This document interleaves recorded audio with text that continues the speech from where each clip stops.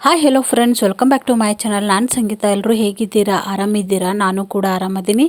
ಪ್ರತಿಯೊಬ್ಬ ಹೆಣ್ಣು ಮಗಳಿಗೂ ಕೂಡ ತಾನು ಗರ್ಭವತಿಯಾದ ಕ್ಷಣದಿಂದಲೂ ಕೂಡ ತನ್ನ ಹೊಟ್ಟೆಯೊಳಗಿರುವಂಥ ಮಗು ಗಂಡು ಅಥವಾ ಹೆಣ್ಣು ಎಂಬ ಕುತೂಹಲ ಇದ್ದೇ ಇರುತ್ತದೆ. ನೀವೇನಾದರೂ ಪ್ರೆಗ್ನೆಂಟ್ ಇದ್ದೀರಾ? ಹಾಗಾದರೆ ನಿಮ್ಮ ಹೊಟ್ಟೆಯೊಳಗಿರುವ ಮಗು ಗಂಡಾಗಿದ್ದರೆ ಈ ಗುಣಲಕ್ಷಣಗಳಲ್ಲಿ ಯಾವುದಾದರೂ ಒಂದು ಲಕ್ಷಣ ಕಂಡು ಬಂದರೆ ನೀವು ಗಂಡು ಮಗುವಿನ ಜನನವನ್ನು ಆಗುತ್ತೀರಿ ಎಂದು ಅರ್ಥ. ಮೊದಲನೆಯದಾಗಿ ಯಾವ ಗುಣಲಕ್ಷಣ ಎಂದು ತಿಳಿದುಕೊಳ್ಳೋಣ.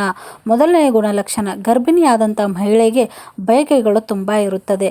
ಅದರಲ್ಲಿ ಕೂಡ ಗಂಡು ಮಗುವಿನ ಹೊಂದಿದ್ದರೆ ತಾಯಿಗೆ ಬಯಕೆಗಳು ಯಾವ ರೀತಿ ಇರುತ್ತದೆ ಎಂದರೆ ಹೆಚ್ಚಾಗಿ ಹುಳಿ ಅಥವಾ ಖಾರವನ್ನು ತಿನ್ನುವ ಬಯಕೆ ಇರುತ್ತದೆ. ಈ ಬಯಕೆ ಇದ್ದರೆ ನೀವು ಗಂಡು ಮಗುವಿಗೆ ಜನನ ಮಾಡುತ್ತೀರಿ ಎಂದರ್ಥ.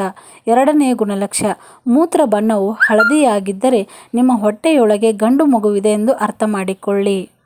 ಮೂರನೆಯ ಗುಣಲಕ್ಷಣ, ನಿಮ್ಮ ಹೊಟ್ಟೆಯ ಹೊಂಕಳಿನ ಭಾಗವು ಮುಂದೆ ಇದ್ದರೆ ನೀವು ಹೊಟ್ಟೆಯೊಳಗೆ ನಿಮಗೆ ಗಂಡು ಮಗು ಇದೆ ಎಂದು ಅರ್ಥ ಮಾಡಿಕೊಳ್ಳಿ. ಯಾಕೆಂದರೆ ಈ ಒಂದು ಗುಣಲಕ್ಷಣವು 100% ನಿಜವಾಗಿದೆ.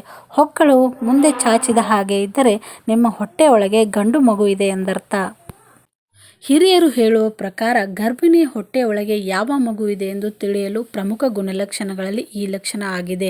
ಅದರಲ್ಲಿ ಕೂಡ ನೀವೇನಾದರೂ ಗಂಡು ಮಗುವಿಗೆ ಹೊರೆಯನ್ನು ಹೊತ್ತಿದ್ದೀರಾ ಎಂದರೆ ನಿಮಗೆ ಹೆಚ್ಚಾಗಿ ಬಲಗಡೆ ಮೂಮೆಂಟ್ ಜಾಸ್ತಿ ಇರುತ್ತದೆ.